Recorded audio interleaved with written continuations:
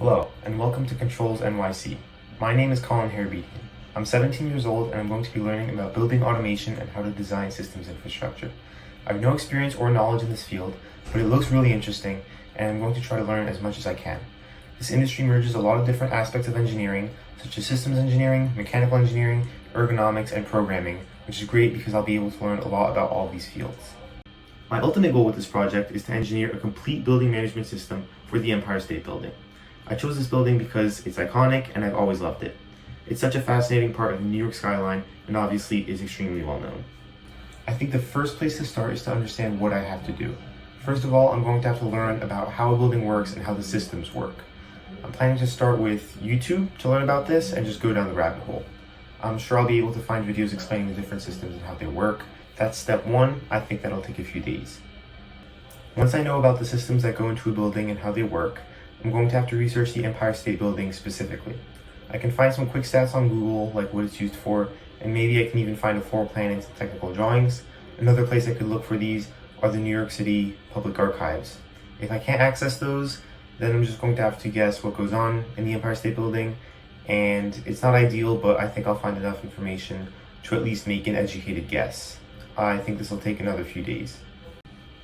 Then, I'm going to have to make my own version of the technical documents that I need. Some diagrams that I found that I'm going to need are riser diagrams, wiring diagrams, control diagrams, floor plans, and any other diagram of the systems that I'll be creating. I also need to create a sequence of operations that outline what data points will be collected and how they'll be used to regulate all the processes that go on. Then I'm going to use these to build a system in Niagara, which is a software used for programming building systems. I spent all of yesterday learning about Niagara through the Niagara 4 Technical Certification Training Program slideshow, and it's really interesting but also pretty complicated. I learned all about points, objects, drivers, alarms, and data, and when I program the systems, I need to include alarms, controllers, timing schedules, and so on just to make them work. I think I understood it, but I haven't actually used Niagara yet, so I don't know. I never realized how much is actually needed to make a building run, but that just makes me want to learn about it even more. However, since I know nothing about creating technical drawings, systems operations, or any sort of engineering documents, I think this will be the biggest challenge. I don't have any experience in Niagara either, so I'm going to have to learn these highly technical skills on my own. To learn these skills, the first place I'm going to start is YouTube. Hopefully I can find someone recording their progress in their own project and follow along with them. I have some CAD experience, and when I was just starting out on CAD, this really helped me gain an understanding of how the software worked and what I needed to do to succeed in my own project, so I'm hoping that I can find some similar sort of videos and guidance. I don't really know how long this is going to take. I'm hoping it's going to take me about a week. And after all that, once I've built the systems in Niagara and created the drawings and the sequence of operations, I'll need to commission and test the systems. If they break down, I'll have to fix them. And since I have no experience and this is my first project, I'm anticipating a lot of problems with the systems, but hopefully I can have it all figured out within a few days. So obviously this is going to be a lot of work, and I'm going to have to define what I want to accomplish in what order.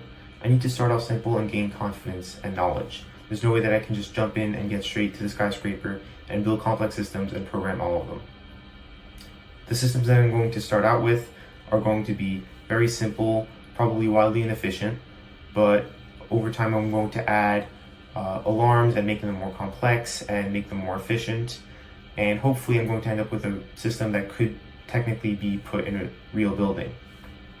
And by progressively raising the bar, I'm going to increase my confidence and my knowledge at my own pace. Once I finish the system for one floor, I can then figure out how to integrate that into the whole building. I have a feeling that that's going to be a whole other challenge, but that's okay. I want to tackle this one problem at a time. So, to recap, for the first few days, I'm going to educate myself on which systems are used in buildings and how they work. I'm probably going to use YouTube for this. Then I'm going to study the Empire State Building, what it's used for, what systems will I need, what are the requirements for the systems, etc. I'm thinking that this will take another few days because I'll be continuously learning about what needs to be put in place, and I'll have to figure out how to meet all of the needs of the building. Then I'm going to try to learn how to put a rough draft of technical drawings and sequence of operations together. I'm going to start off simple and do the bare minimum for a single floor.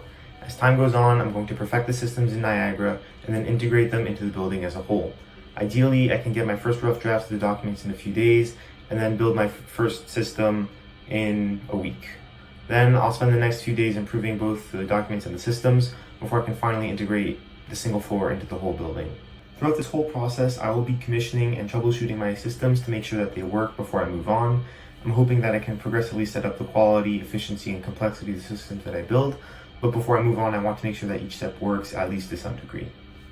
It's a little overwhelming right now, but I think that if I take the time and I progressively build and improve my systems, I'll be able to set specific goals for myself and accomplish at least a few of those goals. Even if I don't accomplish my ultimate goal of designing all the systems for the entire Empire State Building, I want to be able to walk out of here with at least a partial design and a pretty good understanding of the building management industry and systems engineering. That's all for now. I'm going to get started on YouTube to learn about the different systems and how they work. I'll keep posting updates on my journey, and I'll be sure to share all the successes and failures that I face. Either way, this is going to be a great learning experience, and I'm super excited. Subscribe to stay up to date and to learn more about Controls NYC in the BMS industry.